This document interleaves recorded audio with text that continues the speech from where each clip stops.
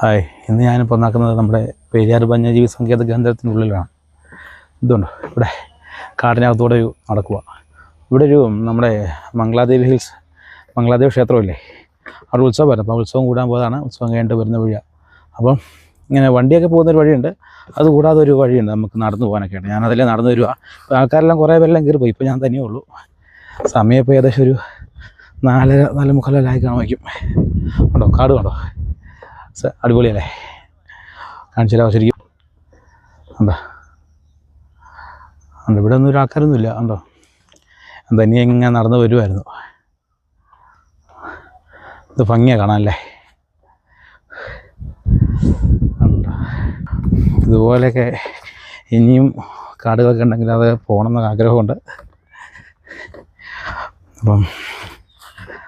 അപ്പം ഈ വരുന്ന വഴിക്ക് കിട്ടിയതാണ് ഒരു 3 പ്ലാസ്റ്റിക് കുപ്പി.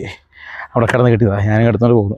കാട്ടിൽ കിടന്നു കഴിഞ്ഞാലേ മൃഗങ്ങൾക്കല്ലേ ശല്യം ആവുമല്ലോ കരുതി ഞാനത് എടുത്തുകൊണ്ട് പോകുന്നു വെച്ചു. താഴെ കൊണ്ട് കളയണം.